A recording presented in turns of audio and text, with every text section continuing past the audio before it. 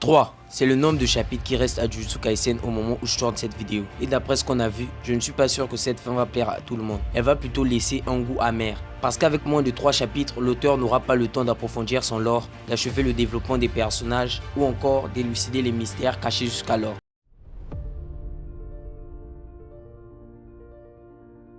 Ce qui marque le plus dans Jujutsu Kaisen, c'est son rythme extrêmement soutenu, que ce soit par le découpement des cases et les scènes d'action dynamiques qui nous proposent un mélange de chorégraphie et de stratégie qui nous captive tout au long de la lecture. Pour faire simple, Jujutsu Kaisen excelle à ajuster son rythme, renforcer l'impact émotionnel de l'histoire.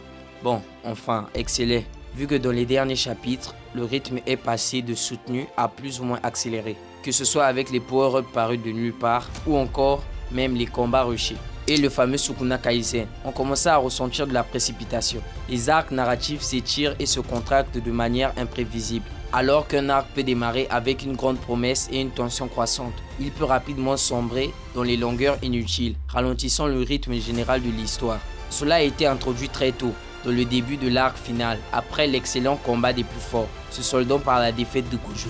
Les alliés ont lancé l'assaut sur Sukuna, porté par le grand Hirumi Higuruma. Et si l'on croyait que c'était la fin, on s'est trompé. Parce qu'après cela, une dynamique s'est finalement installée, le fameux Sukuna Kaisen. Les nombreux combats, malgré qu'ils soient très bien exécutés, ont tendance à se multiplier sans toujours faire avancer l'intrigue de manière significative. L'absence de pause narrative pour explorer plus en profondeur les motivations des personnages ou les implications des événements contribue à une sensation d'amertume. De plus, certains moments clés semblent se précipiter, sans explication adéquate ou développement, donnant une impression d'inachevé ou de confusion. Les changements brusques dans le ton et le tempo du récit, combinés à une gestion parfois maladroite des cliffhangers, peuvent donner l'impression que le manga oscille entre les moments d'excitation et les passages de stagnation, ce qui confirme l'idée d'accélération abusive du rythme de l'œuvre. Et de tout cela résulte un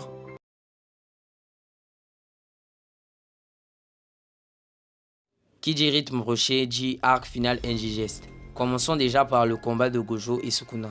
Ce combat est déjà lourd narrativement parlant, parce qu'il reflète tout ce dont l'on a appris depuis le début de l'œuvre. Toutes les formes d'exorcisme, toutes les techniques de barrière, les restrictions maudites et bien sûr les extensions de territoire. Sur ce seul combat, Giga Akutami nous a dévoilé tout sur son système de pouvoir, de telle sorte que les ajouts semblent insignifiants. Ce combat qui reflète le combat final ressemble pour certains la fin de Jijika. Or, on en était très loin. Il a fallu rajouter le cycle précédemment cité, le Sukuna Kaisen.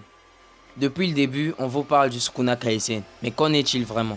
C'est un pseudo-procédé narratif établi par les fans représentant le cheminement de tous les adversaires de Sukuna après Gojo.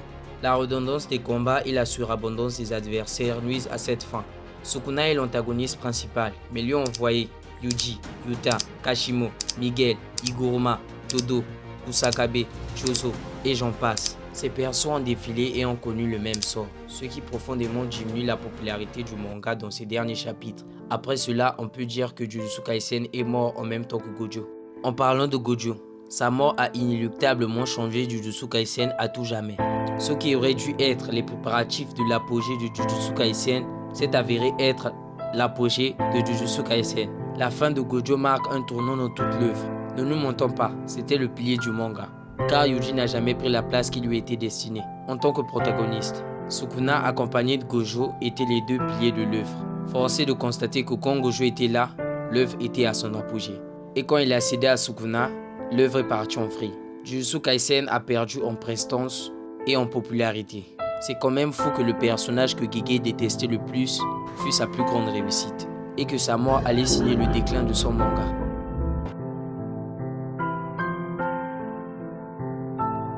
On est tous d'accord pour dire que Gojo est une réussite, mais ça contraste avec le développement de certains personnages du casting principal comme Kinji Akari. Le potentiel était énorme, étant même considéré comme le successeur du grand et l'unique Gojo Satoru. Corrigez-moi si je me trompe, mais est-ce qu'il y a déjà eu un perso de manga non adapté en animé qui a déjà eu sa propre trend TikTok? C'est pour dire à quel point il était attendu. Tous les voyants étaient au vert. On avait assisté à son éclosion avec le formidable combat contre Kashimo où il a déployé tout son arsenal de techniques, son aisance au corps à corps, son intelligence tactique combinée à son extension de territoire. qui est complexe mais lui octroie des capacités juste extraordinaires. Et par-dessus tout, c'est le seul exorciste qui combat avec une paire de Jordan 1, juste incroyable. Et ce perso ultra attendu, Akutami l'a juste pas respecté dans l'arc final avec son implication extrêmement minimale dans la bataille du Shinjuku. Sans parler de son fameux combat contre Uraome, le second Sukuna, passé en off-screen pendant tout l'arc, sans exclure la finalité du combat. Il ne s'est rien passé. On les retrouve juste face à face en train de discuter. Et Uraome, introduit comme le second Sukuna, le plus puissant exorciste de tous les temps. Uraome n'a rien prouvé, rien de rien. Il a épaulé Sukuna à la fin de Shibuya, il a suivi durant toutes ses apparitions pour au final se suicider plus ou moins satisfait de la mort de Sukuna. Et pourtant, il est son plus grand serviteur. En parlant d'exorcisme millénaire, parlons un peu de Kashimo, qui avait soi-disant une technique spéciale pour tuer Sukuna, arrivé au moment fatidique. Mais pour moi, l'une des plus grandes déceptions, c'est au niveau de Yuta. Considéré comme le successeur du plus fort, il nous a quand même déçus. Mise en contexte. Gojo n'est plus.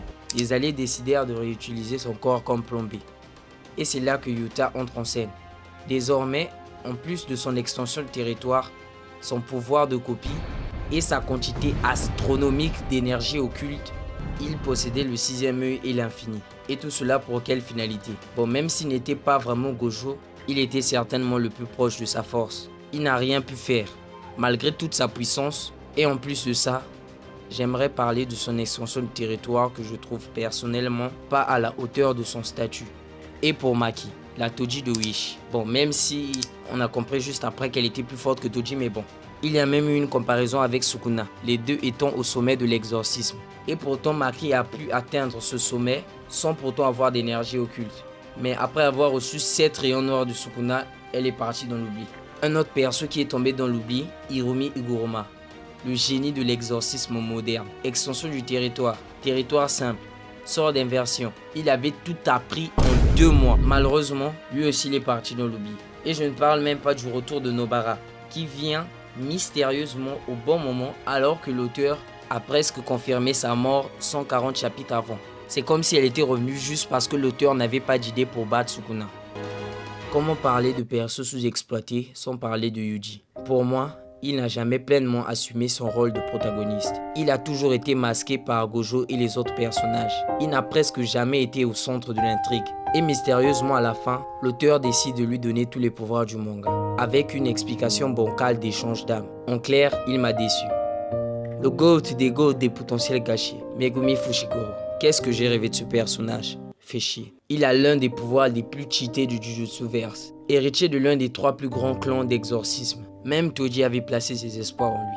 Gojo disait même qu'il pouvait être son égal. Et tout ça, l'auteur l'a jeté par la fenêtre. Pour à chaque fois qu'il y a un petit ennemi de rien du tout, il cherchait à invoquer Makura. Sans parler de son extension du territoire qui avait un potentiel de zinzin. Tout le monde voulait l'avoir, mais l'auteur nous a dit d'aller nous faire foutre. Il a fallu que Sukuna puisse prendre possession de son corps pour voir ce qu'il avait dans le ventre. Mais je me demande encore si Sukuna a vraiment utilisé tout le potentiel de Megumi. Ou bien de ses 10 ombres. Et le meilleur pour la fin, Ryomen Sukuna.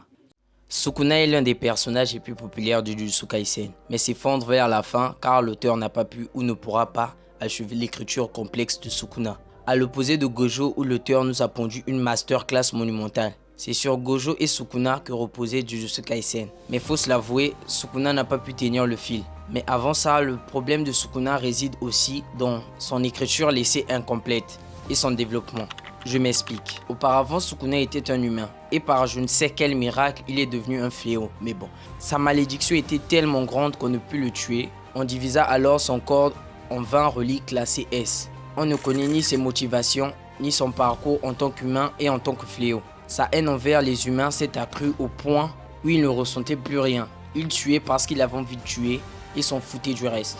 Mais comment en est-on arrivé au point où Sukuna ne ressent que de la haine en lui? Plus de pitié, plus rien du tout.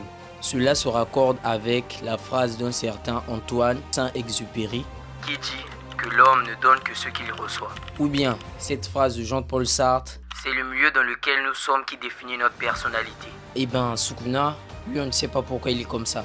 On ne connaît ni son milieu de vie, ni les personnes avec qui il s'est confronté, rien du tout. C'est comme si l'auteur s'en battait carrément. Il ne s'est même pas foutu de terminer cette phrase. Celui qui apprendra l'amour à Sukuna est On ne le saura jamais vu qu'il est mort. Bon, pas vraiment puisque les fléaux ne meurent pas réellement. C'est comme si l'auteur a été stoppé dans son élan. Parce qu'il a dit qu'il espérait que cette fin allait nous plaire. C'est que... mention spéciale à Kenjaku et Yuki qui n'ont pas pu apparaître dans cette vidéo, malheureusement. Mais vous pouvez aussi nous donner des idées de personnages qui ont eu un développement éclaté au sol dans les commentaires. Cette créature due à l'assimilation avec Tengen prononcée pour la première fois par Kenjaku lors du chapitre 219 a été pour nous une menace constante. Car dans nos têtes après le combat contre Sukuna, c'est cette créature qui aurait dû être la seconde menace auquel nos héros auraient dû se confronter. C'est quand même un arc final, c'est là où il y a le plus de choc barre dans toute la série. Et les retournements de situation sont omniprésents. Mais l'auteur de cette assimilation fut malheureusement décédé le 26 novembre 2024 dû à une décapitation. Et l'auteur de ce meurtre est Yuta Okkotsu. L'extension incomplète de Megumi. Pourquoi nous teaser un truc qui n'arrivera jamais? Lors de la traque mortelle, Megumi étend son territoire contre et on remarque une vertèbre. Je ne compte même pas le nombre de théories parues sur ce sujet. Mais la plus marquante reste celle de Gashadokuro, parce que son pouvoir ressemblait étrangement à la fille de l'un des 3 grands esprits vengeurs du Japon. Mais Gege nous a menés en bateau. Il s'est carrément foutu de nos gueules. Hilarian, l'âge d'or de l'exorcisme. L'auteur nous a fait croire qu'au moment où nous avons Gojo, Akari, Yuta, Iguruma et bien d'autres, n'était pas l'apogée de l'exorcisme.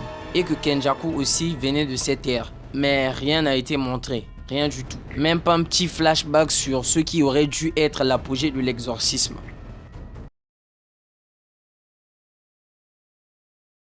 Si j'apporte tant de critiques à Jujutsu Kaisen, c'est parce que j'aime cette œuvre. Mais malheureusement, la fin a tout gâché. Jujutsu Kaisen, c'est bien de A à Y. Mais la question que nous devons se poser en ce moment, c'est quelles leçons avons-nous pu tirer de Jujutsu Kaisen? Et aussi, je remercie Gege pour son travail. Merci d'avoir regardé la vidéo jusqu'ici et je vous dis à la semaine prochaine.